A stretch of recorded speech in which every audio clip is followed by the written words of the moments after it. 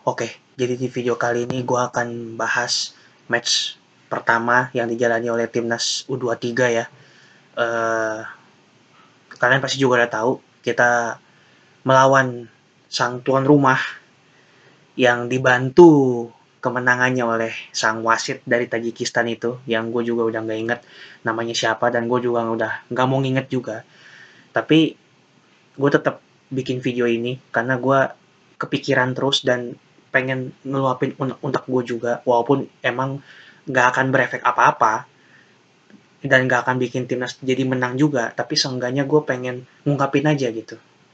Sekalian ya pengen mereview-review sotoy dikit lah. eh dari awal tuh gue ketika tahu wah kita segrup dengan Qatar nih, dan Qatar tuan rumah, gue langsung mikir ini kita realistis lawan Qatar. Kalau lawan Australia dan Jordan, gue optimis kita bisa menang. Tapi kalau lawan Qatar, gue agak, aduh, ini tuan rumah. Dan Qatar tuh negara yang sangat kaya karena minyak ya.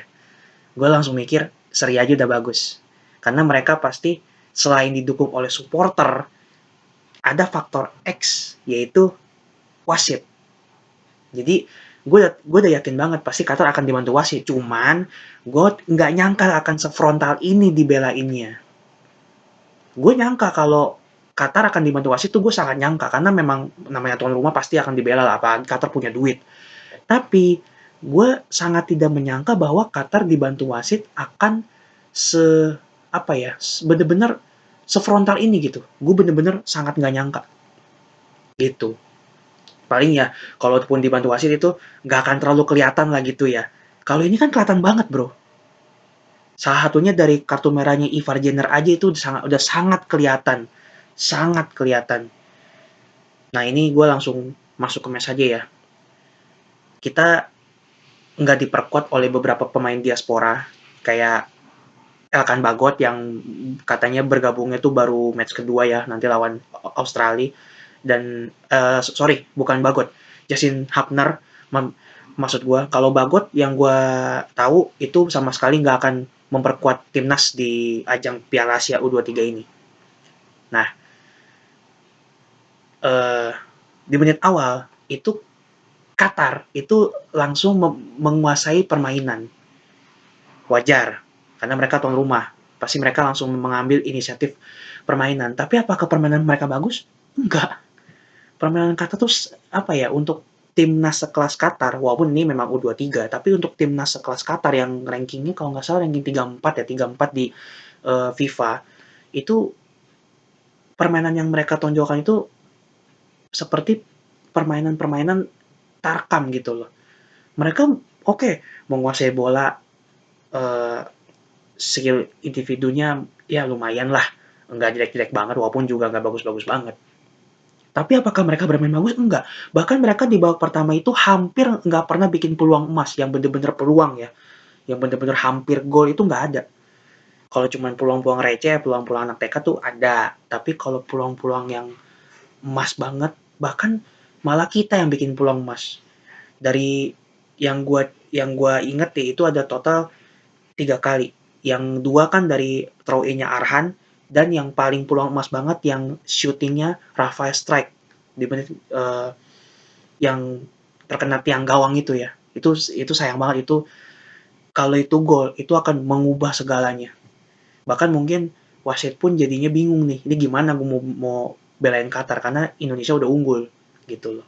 Cuman sayang banget memang bukan rezeki, padahal gue udah kayak gitu loh, udah coba kalau masuk tuh gitu.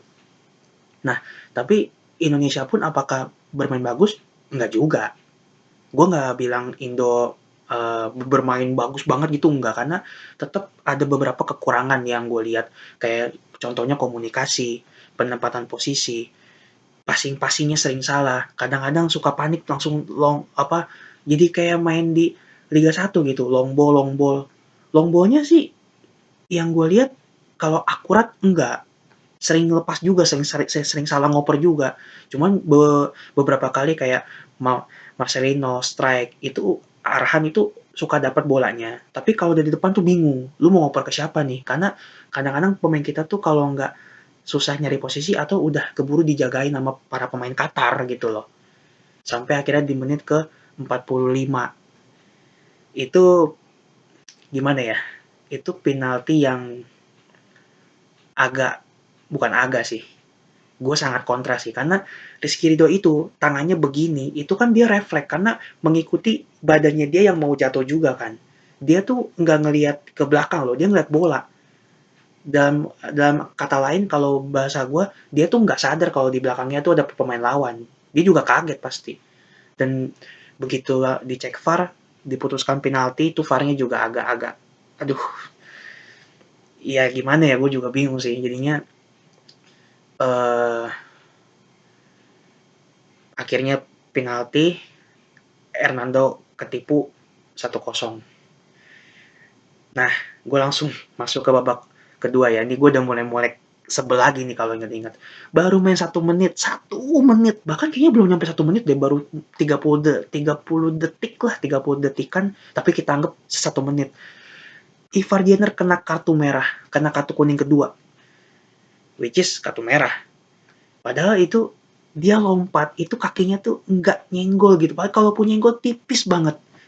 Makanya pemain Qatar tuh bener-bener cocok banget kalau main sinetron di Indosiar tuh sangat cocok gitu. Bener-bener perannya, aduh. Bahkan Ivar Jenner kan dari 2 pelanggaran yang dia buat, yang dua-duanya berbuah kartu, itu pelanggaran pertama pun harusnya tuh dia yang dilanggar nggak sih? Karena kan dia berebut bola dengan 2 pemain Qatar, dia yang diapit, dia yang dijepit. Kenapa dia yang jadi pelanggaran? Harusnya kan kalau mau pemain Qatar yang pelanggaran, pemain Qatar tuh menjepit Ivar Jenner loh. Kenapa Ivar Jenner yang malah jadi pelanggaran gitu?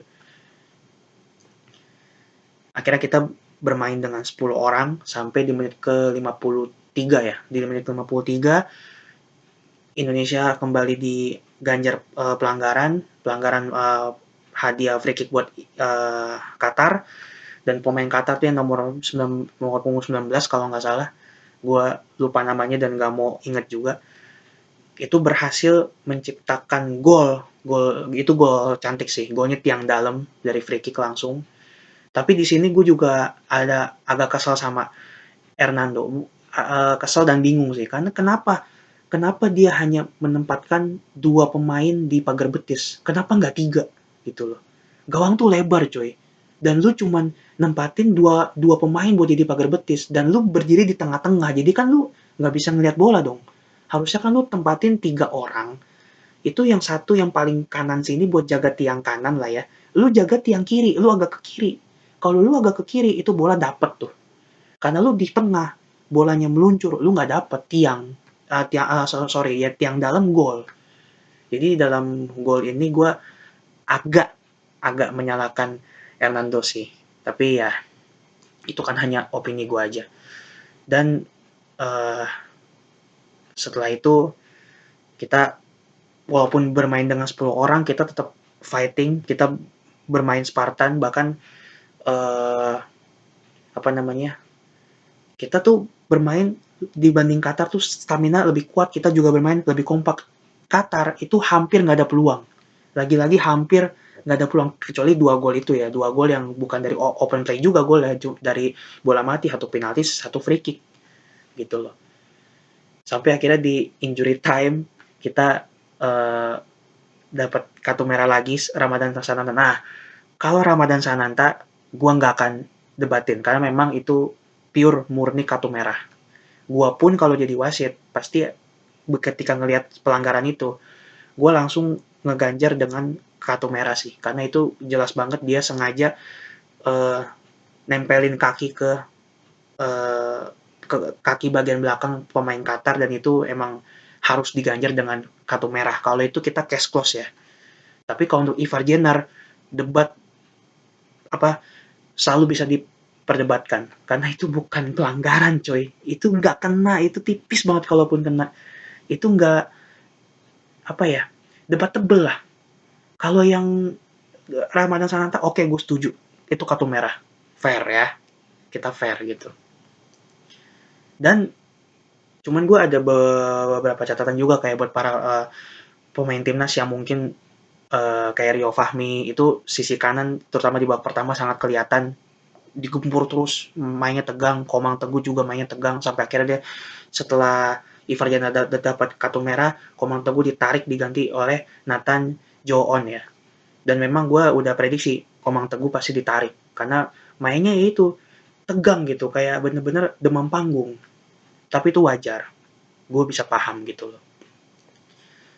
Ya, tapi kita biar gimana pun kita harus move on. Tapi gue baca di berita PSSI sudah melayangkan protes ke AFC atau FIFA gitu.